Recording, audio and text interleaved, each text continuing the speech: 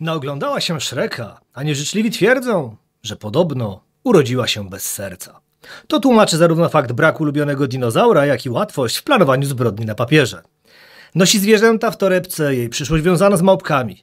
I choć nie chodzi tu o klimat rodem spod sklepu, któremu usunięto płaza z logo, to jednak coś niepokojąco brzęczy w okolicy. Na dywanik u złego ojca trafiła Aleksandra Śmigielska. Osoba, która powinna znać odpowiedź na pytanie, czy miłość ci wszystko wybaczy. Witaj. Cześć. No to jak zwykle zacznijmy od kwestii fundamentalnych, czyli czy często leczysz ogiery? Nie ogry ze Szreka, tylko ogiery. Ostatnim razem konia dotykałam i badałam na studiach. Nie był ogierem, był wałachem. Nazywał się chyba Kuba, z tego co kojarzę. Uczyliśmy się na nim badać konie i Kuba był na tyle uprzejmy, że gdy się do niego podchodziło i mówiło Kuba noga, to już nawet nie trzeba było wykonywać tych wszystkich czynności po kolei, tam dotykania go gdzieś wzdłuż tej łapy, czy tam podnoszenia kopyta. On po prostu podnosił sam tą nogę. I na tym moja przygoda z końmi się skończyła. Ogiera to nie pamiętam, może na zdjęciu kiedyś widziałam. No jest to co najmniej zastanawiające, no bo wiesz, pytam cię, bo jesteś miłośniczką tanga, więc powinnaś mieć słabość do zwierząt, o których śpiewał Carlos Gardel, więc tak skoro przy tangu jesteśmy, to jak się tańczy w leśnych ostępach? Właściwie w lesie się nie tańczy, tańczy się na milongach, na imprezach, gdzie jest dużo ludzi, a później w lesie trzeba odreagować i od tych wszystkich ludzi odpocząć. Ale wiem, co masz na myśli z tymi ogierami. Nie wiadomo, tak pytam, tylko no wiesz, no jednak tango to tango, no gorący. Tango argentyńskie jest świetne i faktycznie takie dobre tango polega na takim zgraniu się partnerów, że działa w ten sposób, jakby tańczyła jedna osoba, a tańczą dwie. A to tango jakoś przydaje ci się w pracy weterynarza? Tango pomagało mi odreagować w czasie, gdy jeszcze mogłam więcej wyjeżdżać. W tej chwili tak trochę utknęłam w Bydgoszczy. Natomiast tango było taką moją rozrywką odskocznią od leczenia zwierząt, od tych poważnych tematów. Mogłam się totalnie wyłączyć, oderwać. I w tangu piękne jest to, że facet prowadzi, a kobieta czuje się bezpiecznie na tym parkiecie. Nie musi myśleć, nie musi kombinować, po prostu sobie podąża. I tak podąża przez 3 tanga, po czym zmienia faceta na kolejnego. Dobrze, rozumiem. To powiedz mi w takim wypadku, no mówisz, że jest to twoja odskocznia od weterynarii, no ale odpoczynkiem miało być mieszkanie w lesie i wiem, że to marzenie zrealizowałaś. Dlaczego tak cię do tego lasu ciągnęło? Zawsze kochałam las, nie wiem dlaczego. To chyba jakoś w genach mam uwarunkowane. Mój pradziadek był leśniczym. Babcia opowiadała mi o tym, jak się wychowywała w leśniczówce i ja właściwie zawsze najlepiej czułam się w lesie. Tam jest spokój, cisza i nie ma ludzi. To jest w ogóle śmieszne, bo ja ludzi strasznie polubiłam, odkąd zaczęłam pracować jako lekarka weterynarii, ale najlepiej mi się odpoczywa w samotności. Teraz mi w ogóle przypomniałeś, że część pytań zapisałem sobie na Messengerze, gdy z tobą rozmawiałem i faktycznie tam było pytanie o to polubienie ludzi, bo ktoś doniósł mi, iż wcześniej ich nie za bardzo lubiłaś, no ale dzięki właśnie pracy ze zwierzętami nagle okazało się, że ci ludzie są do zniesienia. Ale powiedz mi tak, jak byliśmy przy tych ogierach, to teraz może takich troszkę mniejszych zwierząt, co nosisz w torebce? Kiedyś nosiłam kota, faktycznie kiedyś nosiłam kota, gdy był małym kociakiem. Jeździliśmy na spacery do lasu i on po tym lesie sobie spacerował na szelkach, natomiast w tramwaju siedział w torebce, ponieważ bał się hałasu, bał się ludzi, więc się tak ładnie chował do środka i wtedy nosiłam kota, ale generalnie to, co noszę, zależy od okresu mojego życia. W liceum nosiłam lutownicę przez przypadek, zabrałam po prostu, żeby ją gdzieś przenieść. I nosiłam ją chyba ze 2 tygodnie, się zorientowałam, gdy się okazało, że taką strasznie ciężką mam tą torebkę. Lutownicą robiłam labirynty dla myszek z plastiku. Takie zainteresowania miałam jako dziecko, właściwie jako młodzież. Ale na przykład kiedyś latem, teraz już w dorosłym życiu, wyjechałam na tango argentyńskie na maraton w czerwcu do Łodzi. Szukałam czegoś w torebce i znalazłam wełnianą czapkę i parę rękawiczek wełnianych, a tamtej rzeczy nie znalazłam. No dobrze, ale ja słyszałem, że podobno jeża nosisz, więc czy często ci się zdarza mieć jeża w torebce? Jeż był w torbie, akurat nie takiej typowej torebce. A, widzisz. Jeżeli się taki znajdzie na spacerze, trzeba go zwinąć z miejsca, gdzie jest zagrożony i przenieść w miejsce, gdzie będzie miał ciepło i bezpiecznie, no to zdarza mi się nosić i jeża. Okej. A powiedz mi tak, skacząc z tematu na temat, kiedy zamierzasz wejść w świat Young Adult? Ja z niego wyszłam już dawno temu, teraz już jestem w Old Adult. Ale pisania, bo widzisz, szykując się do naszej rozmowy, zapowiedziałem, że pojawi się ta konfiguracja rodem z Żabki, czyli małpka i torebka. No i właśnie dzięki tej literaturze Young Adult do małpki się zbliżamy. Czy pamiętasz dedykację szkolnej koleżanki, którą podzieliłaś się kiedyś w mediach społecznościowych? Ach, tak! Tak. Koleżanka kiedyś w czasach podstawówki prowadziła pamiętnik i w tym pamiętniku wpisała sobie pewnego razu, spisała losy nas wszystkich w przyszłości, swoich koleżanek i kolegów ze szkoły i o mnie wpisała, że ja będę lekarką weterynarii, która ma swoją klinikę weterynaryjną i pisze książki dla dzieci. No nie do końca to wszystko poszło w tym kierunku, bo nie dla dzieci, tylko same morderstwa. No i miałam mieć swoją kochaną małpkę Gigi, więc małpki również nie mam. Tak, ale jeszcze wszystko przede mną. No jak nie taka małpka, no to po prostu taka z Żabki. Potwierdzam, wszystko tu się zgadza. Olka Śmigielska, ceniony weterynarz z własną kliniką dla zwierząt. Perłą jej prywatnego minizo jest małpka Gigi. Ola jest również znaną pisarką dla dzieci i młodzieży. No, wiesz, wszystko przed tobą. Można do niej się udać po numery Totka, nie? Po prostu. Nie wiesz co, bo skojarzyło mi się, to pytanie jest też nieprzypadkowe. Gdzieś śmignął mi po prostu parę dni temu w internecie mem, na którym jest ta scena z pianisty, gdy Adrian Brody wychodzi z rękami podniesionymi do góry i mówi, że jest pisarzem, więc pytałem go, czy napisze im Young Adult i on mówi, to jednak strzelajcie, więc tak byłem ciekaw, jak ty podchodzisz do tego gatunku ja tak podobnie popularnego. podchodzę. Na szczęście żyję z medycyny weterynaryjnej, więc nie muszę pisać tego, co się najlepiej sprzedaje. Mogę pisać swoje powieści i nie muszę Young Adult. No okej, no a powiedz, to cofnijmy się jeszcze bardziej w mrok tej twojej przeszłości. Jak to jest dorastać bez serca? No przecież niemożliwym jest, że miałaś je za młodu, skoro nie pokochałaś żadnego dinozaura na tyle, by się stał twoim ulubionym. Ja kochałam moje myszki, kotki, a nie tam jakieś dinozaury. To było takie abstrakcyjne totalnie. No ale chyba domyślasz się, kto nie mógł przeżyć tego, że nie masz ulubionego. No domyślam się. Jest to coś, co po prostu uderzyło w niejedno serduszko, no i tak powiem, no młoda dama i jakoś nie ma ulubionego dinozaura, no to będzie taka duża, ciemna plama na tej twojej karierze, ale no w końcu... Ale na przykład jako dziecko uwielbiałam rozkrawać ryby i oglądać, jakie mają flaczki. Kiedyś mysz martwą również przecięłam. No ja kochałam zwierzątka, nie dinozaury.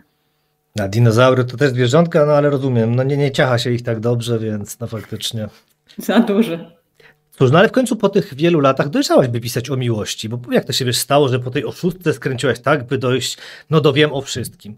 Skąd pomysł na napisanie takiej książki o miłości, która no niczym w piosence wszystko ci wybaczy? Nie, może nie zapomni, może pomści, ale przynajmniej pozwoli samemu sobie wybaczyć. Tak ja to odbieram. No, znaczy naturalną koleją rzeczy jest, że po oszustce napisałam książkę o kimś, kto wie o wszystkim.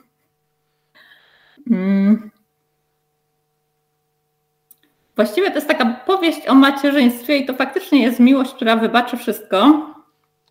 Dziękuję. Ta miłość matki do dziecka, ale też jest to miłość, mam wrażenie, bardzo trudna. Pomysł na to narodził się tak dwutorowo. Po pierwsze przychodziły do mnie panie do gabinetu, matki, które opowiadały mi tam co nieco od czasu do czasu, przemycały mi jakieś swoje wątki z rodzicielstwa. Dodatkowo moja koleżanka też wtedy w tamtym czasie urodziła i taka bliska dosyć i też mi opowiadała o tym, jak to jest być matką. Pamiętam jedną panią, która przyszła z dzieckiem jakimś 7-letnim, chłopcem. To dziecko czekało sobie w poczekalni.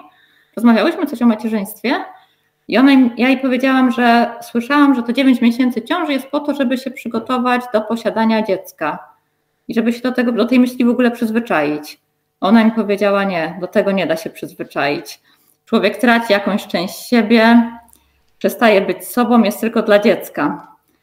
I gdzieś w tych rozmowach tych matek na pierwszym planie była zawsze miłość do dziecka, ale gdy się z nimi trochę dłużej porozmawiało i trochę tam podrążyło, okazywało się, że one też bardzo tęsknią za tym swoim życiem sprzed dziecka i za tym, co utraciły. To nie znaczy, że tego dziecka nie kochały, tylko czegoś im cały czas brakowało, jakiejś cząstki siebie. A druga sprawa to jest taka, że gdy spacerowałam nad takim bajorkiem, gdzie sobie gniazdo miały łyski, było lato upalne i nad to samo bajorko przyleciała kawka. U mnie tam w książce tą kawkę zmieniłam na szpaka, żeby cały czas nie pisać o kawkach, bo w 6 były kawki, więc jakiś taki normalnie fetysz kawkowy. Przyleciała kawka, usiadła sobie na kamieniu wystającym z wody i zaczęła pić wodę. Ona chciała się tylko napić, a te łyski sobie tam z tymi młodymi, takimi już podrośniętymi pływały gdzieś obok. Nagle którejś łysce wydawało się chyba, że ta kawka to jakieś straszne zagrożenie, napadła na nią i zaczęła ją dziobać. Wrzuciła ją pod wodę. Ta kawka tam jeszcze trochę walczyła, próbowała się wydostać spod tej wody i druga łyska jej to utrudniła, uniemożliwiła jej to i te kawki ją tak dziobały, że po prostu ją zadziobały, zabiły. One robiły to dlatego, że chroniły właśnie te swoje młode, które strasznie kochały. Natomiast to było po prostu takie bezsensowne okrucieństwo, nikomu do niczego niepotrzebne. No i tak rozmowy z tymi matkami w zderzeniu z tą sceną spowodowały, że wymyśliłam, wiem o wszystkim. Faktycznie tę scenę kojarzę i tak gdy zaczęłaś opowiadać, zastanawiałem się, że tam przecież kawki nie było, więc dobrze, że to od razu wyjaśniłaś. Ale powiedz mi, jak w ogóle dochodzi do tego, że uznajesz, iż faktycznie to będzie ten kierunek, wiesz, bo to ludzi zazwyczaj, którzy, to głupie pytanie może być sztampowe, ale chodzi mi o ten kierunek, bo no nie chciałbym zdradzić plot twistów, które tam się pojawiają, dlatego staram się teraz to ubrać tak jakoś w słowa delikatnie rzecz biorąc naokoło, ale że jednak właśnie, bo tę miłość tam widać i ona mówi, to skojarzyłem się tak od razu z tą piosenką klasyczną i jak doszłaś do tego, że to będzie to, że nie tylko, że jest tematki, ale po prostu no, tych matek jest tam kilka, o to mi chodzi. Skąd właśnie taki kierunek, żeby pokazać różne stanowiska, które de facto pokazują, że ta miłość jednak no, ostatecznie jest zawsze tak samo no, zła i że wybaczy. No tak de facto można dojść do tego wniosku. Mam na to krótką, prostą odpowiedź. Nie wiem, tak wyszło. Ale ja właśnie nie chciałem krótkiej odpowiedzi. Staram rozbudować te pytania jak najbardziej, bo ja wiem, że ty krótko odpowiadasz. I ja nie będę się zgadzał na krótkie odpowiedzi. Proszę teraz wymyślić. Całą książkę wymyśliłaś, napisałaś. Proszę jakąś odpowiedź. No, wydawało mi się generalnie ciekawszym pomysłem pokazanie tej sytuacji z punktu widzenia 3 różnych osób, z różnych pokoleń, do tego jeszcze nastolatki. Tam jest Laura, która jest bezdzietna i która też patrzy w jakimś sensie na to macierzyństwo i słyszy, że ona też będzie matką i wtedy popatrzy na to wszystko inaczej. Wydawało mi się o wiele ciekawsze przedstawienie tej sytuacji z punktu widzenia różnych osób, które mają różne podejście, chociaż tak naprawdę tą samą miłość do różnych osób. Jeszcze muszę dłużej wymyślać? Tak, ja właśnie też czekam, wiesz, no kurczaki, bo no, nie będę szukał piosenki, ale okej, dobrze, odpuszczę ci tym razem, stawmy tę miłość z boku, no to przejdźmy znów do ciebie, też będzie jakiś cytat tym razem filmowy. Za dnia pięknością, w nocy zaś szkaradą, póty czar będzie trwał, póki miłości poznasz słodki smak i prawdziwy swój przybierzesz kształt. No to wiemy wszyscy, z jakiego filmu to jest. Cytat to Shrek oczywiście. Powiedz mi, jaki jest w takim wypadku prawdziwy kształt twego pisarstwa? No skoro w opisie swej własnej osoby parafrazujesz te słowa, że pozwolę sobie przytoczyć. Za dnia lekarka weterynarii, po nocach morduje na papierze. Wiesz, my po prostu całymi dniami pracujemy, więc na pisanie zostaje nam tylko noc. Jeżeli mordujemy, to też w nocy, w związku z tym. Pisanie to pokochałam jeszcze właściwie jako dziecko. W podstawówce zaczęłam wymyślać jakieś historyjki i wtedy pisałam w dzień. Nie było trupów. A później niestety ewoluowałam i byłam doroślejsza. Tym więcej zwłok się pojawiało i morderstw, ponieważ zaczęłam kochać kryminały. Właściwie moja babcia mi już tam czytała przygody Sherlocka Holmesa. W tych książkach zawsze wiadomo jest śledztwo, jest takie trochę matematyczne, poukładane to wszystko. Więc gdy zaczęłam pisać już jakieś poważniejsze opowiadania, no to za każdym razem były później kryminały. Ale twoje pierwsze próby to nie były kryminały, bo tam z tego co wiem zdarzyło ci się pisać już to jest za młodu. Za młodu to były groteski. Takie trochę o tematyce ekologicznej, nieekologicznej, ale opowiadania po prostu na wesoło. No to znaczy mam na myśli te, które były publikowane i mi za nie płacono tak normalnie w takich czasopismach ogólnopolskich. Dostawałam wypłatę, wtedy to po prostu przychodziło, listonosz przynosił przekaz pocztowy w tamtych czasach I ja byłam taka dumna z siebie i taka strasznie przekonana, że ja taką wielką pisarką jestem, bardziej niż teraz. Teraz mam te książki w rękach, to się nie czuję aż taka dumna jak wtedy jako dziecko. I to było w liceum. Specjalnie w tym celu nauczyłam się wcześniej pisać na maszynie do pisania 10 palcami. Wszystko miałam zaplanowane oczywiście. A później były studia, odłożyłam na trochę pisanie, wpadłam w takie normalne życie i wróciłam do tego dopiero już tak normalnie pracując u siebie w gabinecie. Właściwie tak za jakieś 2-3 lata przed pandemią miałam taki swój prywatny lockdown. Wynikał z tego, że zostałam sama bez wspólniczki. Myślałam, że to będzie trwało rok, trwało dłużej i szukałam jakiejś takiej odskoczni od weterynarii, która nie będzie ode mnie wymagała wyjeżdżania, zakładania butów, sukienki, tak jak to tango argentyńskie. I czegoś, co mogłabym robić pomiędzy pacjentami albo wieczorem, bez makijażu, bez ułożonych włosów i w dresie. No i w ten sposób wróciłam do pisania. Zaczęłam wysyłać na konkursy literackie opowiadania. To były akurat już konkursy kryminalne. Na konkurs odbywający się podczas Międzynarodowego Festiwalu Kryminału we Wrocławiu i podczas festiwalu Granda w Poznaniu. Wygrywałam tam warsztaty pisarskie. Właściwie za każdym razem wysyłałam i się dostawałam na te warsztaty. W ogóle byłam strasznie zadowolona. Jeździłam sobie, uczyłam się rzemiosła od znanych pisarzy. U Mariusza Czubaja byłam, Marcina Brońskiego, Łukasza Orpitowskiego, Wojciecha Chmielarza, u Katarzyny Bondy. No, poza tym przy okazji to była świetna rozrywka, bo my tam jechaliśmy na jakiś tydzień. Przybywaliśmy w gronie osób, które też po prostu piszą sobie gdzieś po godzinach. Rozmawialiśmy o pisarskich tematach, zajmowaliśmy się tymi naszymi tekstami, a później wracaliśmy do normalnego życia. No i w końcu w którymś momencie doszłam do wniosku, że pora napisać książkę, że skoro tyle razy wygrywałam w tych konkursach, to może jednak się nadaje też do napisania powieści. I usiadłam i napisałam 6. Wiesz co, gdy tak powiedziałaś o tym, iż najbardziej dumna i najbardziej za pisarkę uważałaś się podczas tych swoich pierwszych prób, to przypomniało mi się, że Margaret Atwood też w jednym z wywiadów powiedziała, że tak, że najbardziej dumna i taka z tej pierwszej publikacji, że później zawsze były te emocje, no ale ta pierwsza publikacja, no wiadomo, to jest jednak debiut. Ale no muszę spytać, skoro piszesz między pacjentami, to czy ci pacjenci mają wpływ, bo no różni bywają, wiem, że weterynarz chce mieć prawo wyboru też pacjentów, ale czy na przykład wpływa to na jakąś statystykę morderstw? Czy jest denerwujący pacjent, czyli jest większe prawdopodobieństwo, że zaraz kogoś będziesz próbował uśmiercić w książce, czy może jednak nie ma to wpływu? Teraz moi pacjenci nie są denerwujący, klienci przeczytali, wielu klientów przeczytało moją książkę, wiedzą o zamrażarce, która się tam znalazła, wiedzą, kto tam może wylądować w tej zamrażarce, więc mam samych miłych klientów. Klienci generalnie przynoszą często historię i właśnie tak jak z tym macierzyństwem, no, często wpływają w ten sposób, że właśnie coś mi podpowiedzą albo podpowiedzą mi tak, no wiadomo, nieświadomie, gdzieś to we mnie rezonuje i jednak w jakiś sposób na to pisanie wpływa. Dodatkowo jeszcze często przydają się przy researchu, wypytuję różne kwestie osoby z danej branży.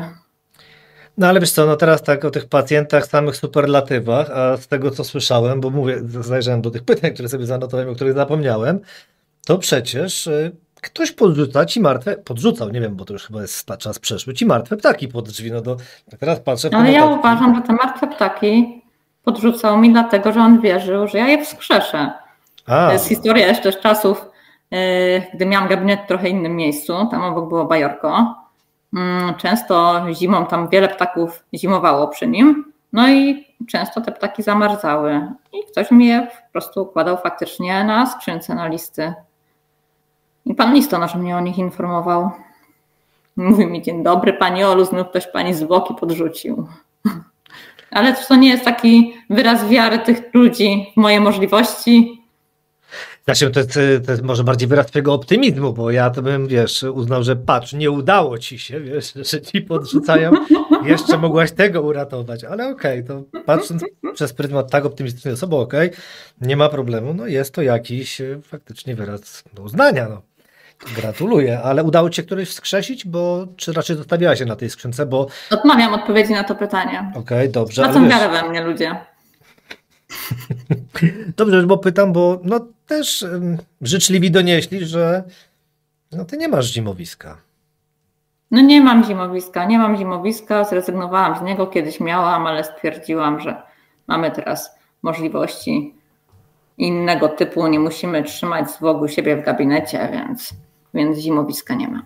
Czyli nie lubisz tych zwłok w gabinecie trzymać? No kurczaki, a tak to kiedy ty kroisz? To ty tak tylko na świeżo, na ciepło, jak tutaj na Śląsku? Na świeżo i na ciepło, rączki nie marzną. Albo, no rozumiem, no właśnie będziemy przytrzymać, no u nas tam właśnie w czwartki krupnioki na ciepło, więc całkowicie rozumiem tę tradycję, ale okej. Do czego by tu teraz przeskoczyć? Może do twojej słabości do matematyki, bo to tak się wydaje taki jeden z wątków autobiograficznych wplatanych w te książki. Tutaj widać, że ewidentnie ktoś co chwilę wspomina, że jak w matematyce mogłoby być szkoda, że życie nie jest takie, matematyka jest odskocznią, no a wieść gminna niesie, że ty też tę matematykę lubisz. No ja uwielbiałam matematykę, to był mój ulubiony przedmiot i w podstawówce i w liceum, no tylko że chciałam leczyć zwierzęta, w związku z tym zajmowałam się bardziej biologią niż matematyką. Natomiast bardzo tęsknię za takim uporządkowaniem, które jest w matematyce i za tą przewidywalnością. Że 2 plus 2 zawsze równa się 4, a niezależnie od okoliczności czasem 5, a czasem 20. I to trochę też wynika z weterynarii, bo z jednej strony to jest w jakiś sposób fascynujące, że te same leki działają różnie u różnych zwierzaków, albo te same choroby dają bardzo różne objawy, ale z drugiej strony czasami to jest mocno frustrujące, gdy właściwie nie ma się takiej prostej odpowiedzi na pytanie.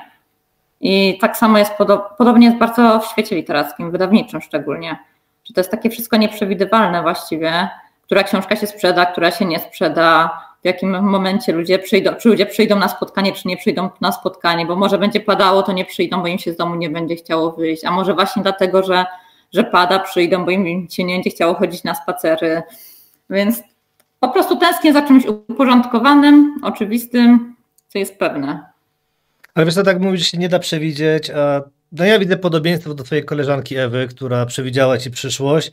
Ty sobie maila potrafiłaś przewidzieć i wymyślić, więc wiesz co, jak do kogoś potrzebowałaś napisać, daj no, już rozumiem, czemu nie chciałaś rozmawiać o wskrzeszeniu, ale no troszkę tam nie bój się tego, no masz pewne zdolności, które nie wszyscy posiadają. No tak, wymyśliłam maila mojego redaktora, gdy wysyłałam propozycję wydawniczą. Ale to nie było trudne, oni mają podobnie te maile. Dobrze, proszę się tu nie deprecjonować. Nie będziemy zdradzać, o co chodziło w tej historii. Wymyśliłaś punkt dla ciebie. Wróćmy do tej matematyki. Wytłumacz mi, jako osoba, która tak matematykę kocha, dlaczego kryminał jest matematyczny? Kryminał ma bardzo uporządkowaną strukturę. To jest właściwie, to jest taka literacka forma, przynajmniej z mojego punktu widzenia, literacka forma zadania z matematyki. Muszą być podrzucone tropy. Są wszystkie dane, które czytelnik może wykorzystać do rozwiązania zagadki. Przynajmniej autor kryminałów powinien te dane dostarczyć. Powinien je zagmatwać tak, żeby to było takie zadanie z treścią, jakieś tam jeszcze wielokrotnie złożone równanie, żeby czytelnikowi było jak najtrudniej. Natomiast te wszystkie dane powinny się znaleźć, które pozwolą na rozwiązanie zadania. I dlatego moim zdaniem jest bardzo matematyczny. Jako czytelniczka też tak samo postrzegam kryminały. Chociaż teraz widzę, że wiele osób w kryminałach szuka przede wszystkim emocji, wzruszenia. No ja szukam matematyki. Nie, ludzie teraz w większości rzeczy szukają emocji, bardziej skupiają się na nich niż na właśnie faktach. Ale czy pisząc w takiej matematycznej, nie wiem, w takim założeniu, że matematyka ma się zgadzać, czy rozwiązujesz to później od tyłu, czyli sprawdzasz, czy rozwiązanie, jeśli popodstawiamy, ci się zgadzało wszystko? Sprawdzam wielokrotnie, mam plan ułożony, a później jeszcze dodatkowo przeglądam całość wątkami, rozpisuję sobie na osi czasu, co się kiedy wydarzyło, o której godzinie dokładnie, sprawdzam, czy na pewno bohaterka dałaby radę pokonać jakąś tam przestrzeń z jednego miejsca do drugiego, dojechać, albo czy jedzie jakiś autobus jakąś trasą, czy coś faktycznie mogło się wydarzyć właśnie o rozpisanej godzinami i dniami dokładnie wszystko. Sprawdzam, czy bohaterka nie była w tym samym momencie w 2 miejscach naraz, na przykład według fabuły, bo jedna osoba widziała ją tu, a druga tam. Więc to jest wielokrotnie sprawdzane, najpierw na poziomie planowania, później już po napisaniu też. Trochę jest to męczące, ale z kolei lubię, jak mi się wszystko zgadza. Najgorzej jest wtedy, kiedy się coś zmienia w jednym miejscu, bo później trzeba całą książkę przejrzeć od A do Z i sprawdzić, czy na pewno wszędzie się pozmieniało te nawiązania do tego wydarzenia. No to powiedz mi z twojego punktu widzenia, czy potrafiłabyś jako czytelnik rozwiązać zagadkę ze swojej książki dotyczącą osób bądź osoby, bo nie chcę też zdradzić, winnych zdarzenia, do którego doszło w najnowszej książce. No mam nadzieję, że nie. No właśnie, tak byłem ciekaw, jak oceniasz swoje umiejętności, bo przyznam, bardzo tak ciekawie to było skonstruowane. No mówię, jak najmniej chcę zdradzić ze względu na to, że zbliża się premiera, ale no ciekawie. Czyli co, ty myślisz, że... Czyli masz nadzieję, że nie, ale tak szczerze, no znasz swoje zdolności. Dałabyś radę? Nie wiem, nie mam pojęcia. No dobrze, no to skoczmy gdzieś dalej. Może w którym momencie na twojej życiowej ścieżce pojawił się Wojciech Chmielarz? Bo często tam wymieniacie się wpisami, więc widać, że to jest jakaś poważniejsza rzecz. Poważniejsza rzecz, zabrzmiało bardzo poważnie. U Wojciecha Chmielarza byłam na warsztatach pisarskich. Właśnie wygrałam te warsztaty podczas festiwalu Granda, później drugi raz podczas festiwalu we Wrocławiu. Tak dwukrotnie do niego trafiłam. I później właściwie to już był totalny zbieg okoliczności, bo wtedy akurat chciałam się tam dostać, a później zupełnie przypadkiem pojechałam sobie na festiwal Granda do Poznania. To był mój pierwszy wyjazd po pandemii, gdziekolwiek z moim facetem. On mnie tam zabrał na randkę i tam był Wojciech Chmielarz jako jeden z zaproszonych gości. Byliśmy sobie na jego panelu i po tym wszystkim zaczęłam z nim rozmawiać. Wojtek zapytał, czy ja coś piszę teraz, czy piszę jakąś książkę. Ja powiedziałam, że właściwie napisałam, bo byłam już po napisaniu Oszustki i że powinnam ją zacząć rozsyłać do wydawców. Natomiast tak się trochę boję, że ona gdzieś tam utknie pewnie, w skrzynce mailowej gdzieś przepadnie, totalnie zniknie. I Wojtek powiedział mi, żebym najpierw, zanim zacznę wysyłać, dobra, to wyślij najpierw tą książkę do mnie, ja ją przeczytam, jeżeli mi się spodoba, to napiszę ci jakąś polecajkę, żeby ci było łatwiej. Nie wiem, czy to w czymkolwiek pomoże, ale ci wtedy napiszę. No ale pamiętaj, musi mi się spodobać. Generalnie wiem, że Wojtek wiele książek krytykuje i od wielu osób o tym słyszałam. Ale ja i tak się cieszyłam, że Wojciech Chmielarz będzie czytał moją książkę. Spodoba mu się, nie spodoba, no dobra, będę mogła opowiadać ludziom, że miałam takiego jednego z pierwszych czytelników. Wojtek tę książkę przeczytał, mu się spodobała. Od razu jak był tam w połowie, napisał do mnie, że jest super.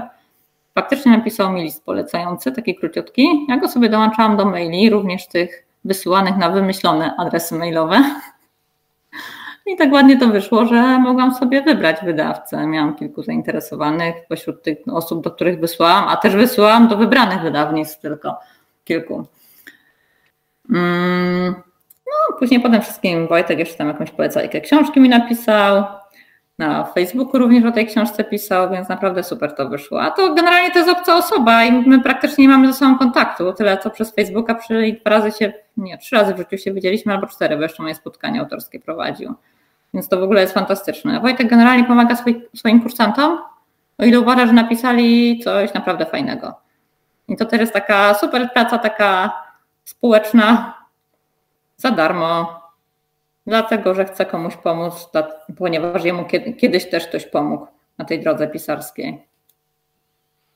Dobrze, a powiedz mi tak, mówisz teraz o tym, że właśnie czujesz się doceniona, że się cieszyłaś, że był pierwszy, a nie myślałaś kiedykolwiek o tym, żeby porzucić pracę weterynarza i zostać tą pisarką? Nie, broń Boże, chowaj Boże, nic takiego.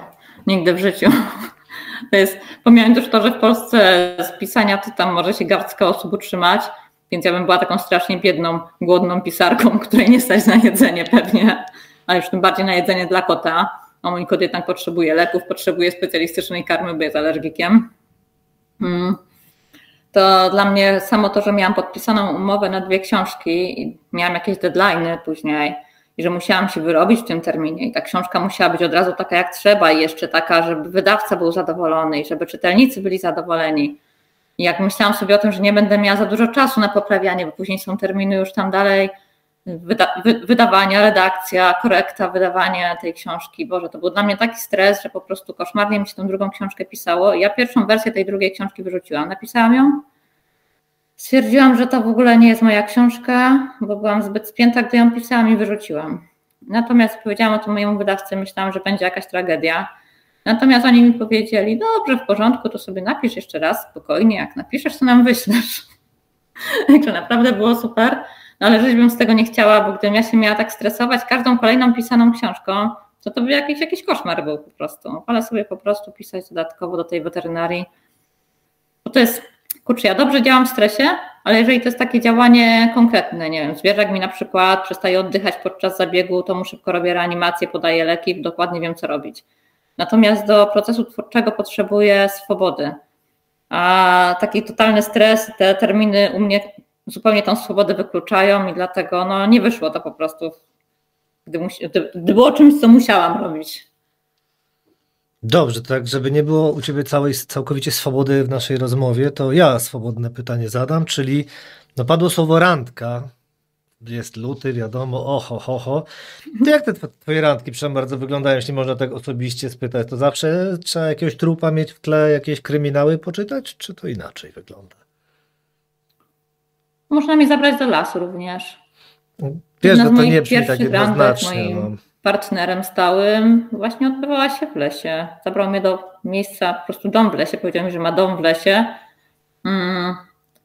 w środku lasu. No i zabrał mnie do tego domu w środku lasu, po czym się okazało, ten dom tam stał pusty przez jakiś miesiąc. Weszliśmy do łazienki i okazało się, że w sedesie pływają zwłoki szczura, który się tam utopił. Już takie lekko rozkładające się. No dobrze, pomyślałam sobie, pewnie się tymi zwłokami zajmie. Wyszłam do kuchni, coś tam robiłam, patrzę, on nie zostawił te zwłoki, idzie i zajmuje się jakimś posiłkiem w kuchni. Ja go wtedy jeszcze słabo znałam bardzo. Ale tak te zwłoki pływały. W końcu zaproponowałam, że dobra, to może ja je wyłowię. On się bardzo chętnie zgodził. Założyłam rękawiczkę lateksową, wyłowiłam te zwłoki, wyniosłam. No i teraz cały czas wspominamy, że ja tu na randkach trupy wyławiam. Nawet z sedesu. Wiesz co, Więc tak wyglądają randki ze mną. Ale wiesz, idąc tropem twoich książek, to tu wygląda na bardzo przygotowanego gościa. Wiedział, że jako dziecko lubisz sobie pokroić jakiegoś denata. I od razu przygotował jednego. Gdyby było nudno, to ty sobie pójdziesz pokroić, przemyślisz wszystko. Ja tu widzę, powiem ci, gotowy scenariusz. Wywozicie gdzieś w sam środek lasu, jest opuszczony dom, martwy szczur. No przecież to brzmi jak, nie wiem, blupery na książce, wiesz. Ona, martwy szczur. Co stanie się w środku lasu? No przecież to jest już dobry początek. Kiedy napiszesz o tym? Taka zwykła randka. Ja z reguły piszę o jakichś takich ciekawych wydarzeniach. Ale punkt wyjścia dobry. Ale skoro już właśnie o zwykłych miejscach, to jest pytanie, które świdruje mnie od początku, gdy zacząłem czytać twą twórczość i gdy cię zagaiłem, więc jak trafiłaś do Bydgoszczy? Przez Wrocław. Tak, bardzo dobrze. To wiesz co, przez Wrocław to trafiali ci, którzy mecze ustawiali gdziekolwiek, bo tam była prokuratura, ale wiesz, Bydgoszcz jest wyborem nieoczywistym dla każdego wręcz z naszej części Polski, bo nie oszukujmy się, wiem skąd jesteś. Tak, ja pochodzę spod Częstochowy, natomiast studiowałam we Wrocławiu i do Bydgoszczy trafiłam zwyczajnie z prozaicznych powodów finansowych. Szukałam pracy po skończeniu studiów. We Wrocławiu stać mnie było tylko na wynajęcie pokoju na stacji po prostu starszej pani i wiedziałam, że nie będę tam zarabiać dużo więcej, że do końca życia będę mieszkała u starszej pani w pokoiku. Więc szukałam miejsca, gdzie mogłabym się rozwijać jako lekarka weterynarii. Miałam jakieś tam swoje określone wymagania, jeżeli chodzi o wyposażenie kliniki. Chciałam mieć też jakiś zespół lekarzy doświadczonych, żeby nie zaczynać zupełnie, nie pracować zupełnie samodzielnie. Bo wiedziałam, że jest jeszcze za zbyt dużo nieumień, po prostu muszę mieć jakiegoś mentora przy sobie. I szukałam takiego miasta, gdzie byłby teatr i lasy, żeby były dookoła. A Bydgoszcz ma dookoła masę lasów. Więc znalazłam pracę, która pozwoliła mi na wynajęcie mieszkania, a do tego jeszcze lasy. A do tego to mieszkanie blisko lasu znalazłam. No to oczywiście, że zdecydowałam się na Bydgoszcz. Czekaj, bo tu googluję, czy jest w Kłobucku teatr, bo lasy są, zwierzęta byś miała. Kurczę, że przyznam bez bicia, do tego się nie przygotowałem, ale... W Kłobucku teatru nie ma. Wiesz co, ja ci powiem, że byś się zdziwiła, bo wpisali zamiast Miejskiego Ośrodka Kultury, pisali Teatr Kłobuck. Więc wiesz, ja sprawdziłem, dowód, bo tutaj kamerę mam tu, żebyś widziała, że nie wiem, czy widzisz, ale może wrócisz jeszcze na swoje tak zwane stare śmieci, ale nie ciągniecie tutaj do Kłobucka z powrotem? Ja już tą Bydgoszcz rosłam dosyć. Mam tutaj firmę, mam gabinet swój, mam tam dom w lesie w okolicy właśnie, czy tam raczej mój facet ma, ale się czuję tam u siebie, więc teraz to już tak sobie nie bardzo wyobrażam powrót. Sobie życie tutaj poukładałam. Dobrze, tak, tylko pytam, wiesz, lokalny patriotyzm zobowiązuje, no trzeba spytać, dlaczego nie chcesz wracać, no ale jest to twój wybór, szanuję, rozumiem. No cóż, no to muszę spytać w takim wypadku, jak widzisz swoją dalszą przyszłość, piękne słowo, jak widzisz swoją przyszłość po prostu? Jako dziecko chciałam leczyć zwierzęta, mieszkać w lesie i pisać książki. No więc właśnie widzę siebie mieszkającą w lesie, leczącą zwierzęta i piszącą książki. Jeśli byłbym złośliwy, powiedziałbym, czyli nie widzisz przyszłości, bo wszystko się już stało. Nie no, pytam cię o przyszłość. No może masz jakieś plany, a nie tylko no spełniło się już, teraz poczekamy. To jest właśnie mój plan na przyszłość. Będę się nadal tego trzymać. Dobrze, ale zamierzasz coś jeszcze napisać, czy już... Tak, teraz piszę kolejny thriller. Tym razem, ponieważ tutaj ciągle miałam jakieś kobiety, to tym razem jest z punktu widzenia mężczyzny pisane. O kurczaki. No świetnie się pisało te kobiety, ale już później pod koniec to już miałam dość tych bab, że cały czas jedna kobieta, druga kobieta, trzecia kobieta, jeszcze nastolatka też kobieta. I pomyślałam, nie, czas na jakiegoś mężczyznę. No ta nastolatka specyficznie napisana, że tak delikatnie to ujmę. Jednostka, no właściwie no nastolatka. No to słowo ją opisuje w pełni, nie będę więcej komentował. No dobrze, nim zadam jakieś ostatnie pytanie o twoje jakieś tam jeszcze sprawy, to zachęcę wszystkich, bo zawsze zapominam do tego, by subskrybowali kanał, gdziekolwiek go słuchają, obserwują, czy cokolwiek z nim robią, no ale muszę cię spytać, jakie masz ulubione zwierzę i proszę, żeby to nie był kot, bo oprócz kota powiemy o. Bo skoro nie masz dinozaura, na koniec spróbujmy. Nie, no to dobrze, to 3 ulubione zwierzęta. No kot, pies to zdecydowanie. Nie wiem, jak jest trzecie, chyba mysz. To widzisz, to na tej... miałam myszy, robiłam mi labirynty i zawsze uwielbiałam myszy, więc chyba mysz. Czyli naprawdę był dobrze przygotowany do tej randki, bo od myszy do szczura to jest, wiesz, rzut skalpelem, nie? Wolę takie żywe, ale no może być. Z braku laku. No nic, no to życzę ci więcej takich żywych myszy i powoli będziemy kończyć, więc bardzo ci dziękuję za to, że znalazłaś czas i do następnej razy. Dzięki również, na razie. Po krótkiej przerwie przypomniało nam się, że tak jak długo przygotowywaliśmy się do tej rozmowy i no, trwało to ponad rok, aż doszło w końcu do tego, iż Aleksandra ma premierę swojej książki, nie zdążyliśmy jej nawet pochwalić, więc teraz chwila dla Oli. Proszę. Zachęcam do sięgnięcia po moją książkę Wiem o wszystkim. Teraz robimy chwilę przerwy, wytniesz, to trudno. Jeszcze raz nagramy zaraz. Muszę sobie przygotować jakieś, gdzieś tu mam notatki, co ja mam o tej książce powiedzieć. Przepraszam, mam jakąś dziurę w mózgu. Będziesz mógł mnie tym szantażować. Nie będę się tym szantażował, po prostu pójdzie po napisach.